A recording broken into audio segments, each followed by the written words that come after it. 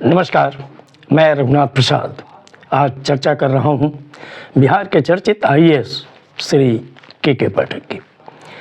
9 जनवरी 2024 को श्री के पाठक साहब ने additional chief secretary education department Bihar का पद स्वतः त्याग दिया है। ये जो रिलिंक्विशिंग रिपोर्ट है, ये कई व्हाट्सएप ग्रुप में चल रहा है और बहुत तेज़ी से ये वायरल हुआ है, चूँकि श्री के पाठक न केवल बिहार में अभी चर्चा के विषय हैं, वरन इनकी चर्चा पूरे देश में है। चूँकि जिस तरह से सिर्फ 3-4 महीनों की अवधि में लगभग 2.25 लाख शिक्षकों के अपॉइंटमेंट का प्रोसेस बिहार के शिक्षा विभाग ने पूरा किया, बिहार लोक सेवा आयोग की मदद से उसने बिहार सरकार की काफ़ी प्रशंसा कराई है पूरे देश में और श्री नीतीश कुमार जी के नेतृत्व की काफ़ी सराहना हो रही है और श्री तेजस्वी प्रसाद यादव जी के डिप्टी सीएम के भी पहल की सराहना की जा रही है। श्री के पाठक 1990 बैच के आईएएस हैं और प्रारंभ से ही इन्हें देखा गया है कि जहां भी ये जिस पोस्ट पर रहे हैं वो कुछ न कुछ कारणों से विवाद में रहें।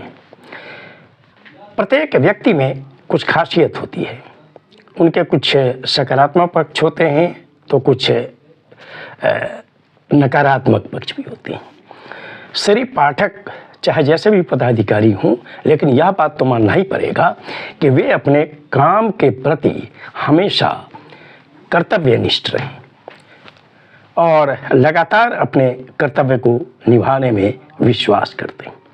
अन्य विभागों की तो मैं चर्चा नहीं करना चाहूँगा, लेकिन मैं एक बिहारवासी के नाते निश्चित तौर पे ये कहना चाहूँगा कि आज भले कुछ राजनीतिज्ञ, कुछ शिक्षा संगठनों से जुड़े हुए नेता प्रसन्न हो रहे हों, लेकिन उन लोगों से मैं ये कहना चाहूँगा कि आप ज़रा गाँव में घूमिए, शहरों में उन स्कूलों में के क्षेत्र में जाकर घूमिए जहाँ बच्चे पढ़ते हैं। मैं स्पष्ट यहाँ कहना चाहूँगा कि जो सरकारी विद्यालय हैं उनमें किन वर्ग के बच्चे पढ़ते हैं। वो गरीब हैं, काफ़ी कमज़ोर वर्ग को बिलोंग करते हैं, कम आय वाले परिवारों के बच्चे हैं, मजदूरों के बच्चे हैं, किसानों के बच्चे हैं। चूँकि जिनकी आय थोड़ी सी भी अच्छी है, चाहे वो नेता हों, पदाधिकारी हों, डॉक्टर हों, इंजीनियर हों, अन्य सरकारी कर्मी हों, प्राइवेट कर्मी हों, वे प्राइवेट स्कूलों में अपने बच्चों को भेजते हैं। श्री के पाठक ने लकीर खींची है शिक्षा विभाग में कई मामलों में। उन्होंने मूलभूत सुविधाओं के लिए आवश्यक निर्देश दिए और वहाँ के सारे स्कूलों की व्यवस्था को लगभग उन्होंने पटरी पर ला दिया। ऐसे भी स्कूल रहे हैं जहाँ के कुछ शिक्षक लगातार लंबे समय तक अनुपस्थित रहने की आदत से बाज नहीं आते थे और वे वेतन भी लेते थे। गाहे बगाहे हमेशा समाचार पत्रों में इसकी चर्चाएं हुआ करती थी। सारे लोगों को उन्होंने पट्टी पर ला दिया। विद्यार्थियों की उपस्थिति बढ़ गई, शिक्षक समय पर आने लगे, समय पर जाने लगे। उन्होंने एजुकेशन का माहौल पैदा कर दिया पूरे बिहार में। और जाकर अगर कहीं भी किसी भी क्षेत्र में जाकर कोई भी व्यक्ति अगर पूछेगा, आज वही नेतागण या वही संगठन के नेता जो आज बहुत खुशी मना रहे होंगे, जरा जाएं, जाकर पूछें लोगों से कि उनकी क्या प्रतिक्रिया है।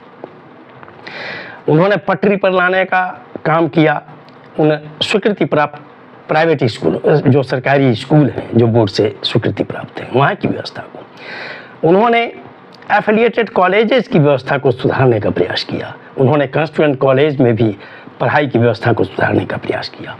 इसमें कोई इफ बट नहीं होना चाहिए कि अगर कोई आदेश अगर होता है कि जो असिस्टेंट प्रोफेसर हैं या उसके ऊपर के पद के लोग हैं, अगर दिन भर में क्या अगर सरकारी पदाधिकारी कर्मचारियों के लिए 8 घंटे की मिनिमम ड्यूटी है तो क्या उनको भी 8 घंटे की ड्यूटी नहीं करनी चाहिए?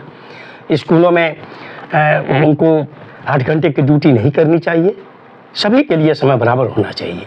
ये तब जबकि गर्मी छुट्टी की व्यवस्था अन्य कर्मियों के लिए नहीं होती, वो स्कूल या कॉलेजों के लिए ही है।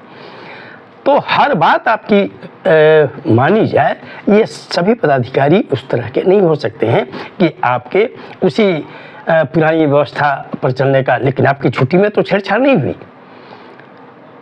श्री के पाठक ने सुधारने का प्रयास किया कि उपस्थिति सुधरे, मिड डे मील की व्यवस्था सुधरे, फर्नीचर्स की व्यवस्था सुधरे, लेबोरेटरी की व्यवस्था सुधरे, साफ सफाई की व्यवस्था सुधरे और सभी शिक्षक पढ़ाएं।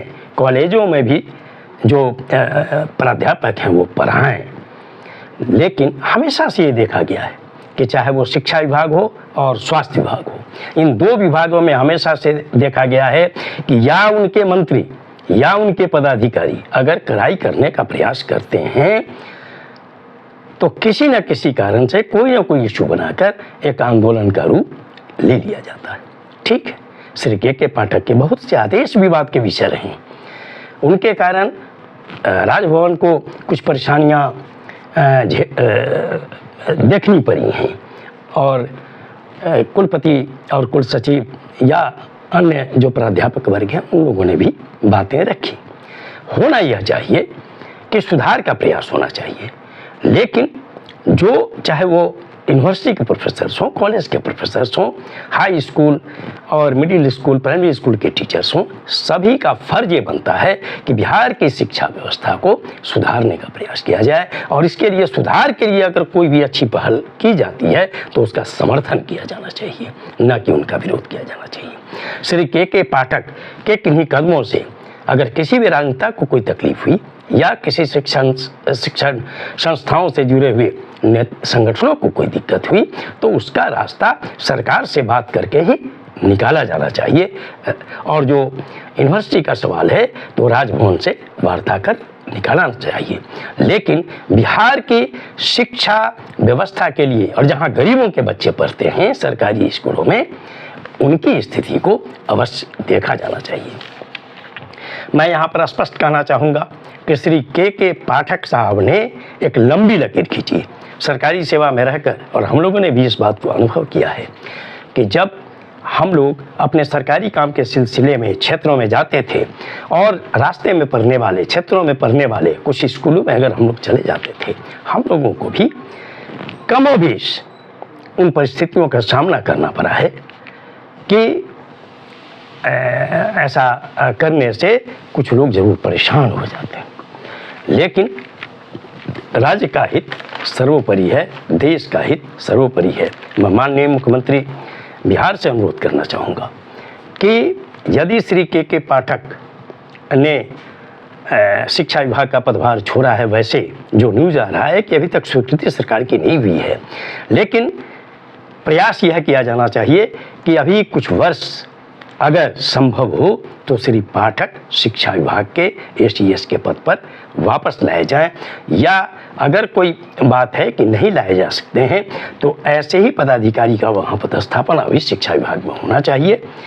जो शिक्षा विभाग को पटरी पर लाने का जो प्रयास किया गया, पटरी पर लाया गया, उसे फिर पटरी पर लाने वाले ही पदाधिकारी वहाँ पर पदस्थापित किया जाएं।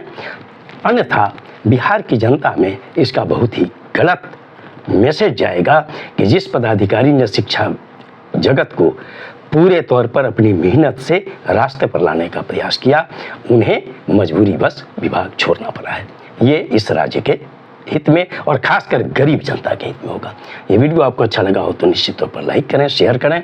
अब तक मेरे चैनल को आपने सब्सक्राइब नहीं किया तो सब्सक्राइब करें, बेल आइकन को टच करें ताकि मेरे हर आने वाले वीडियो का नोटिफिकेशन आपको तुरंत मिल जाए। आप सभी लोगों के लिए शुभकामनाएं। धन्यवाद। जय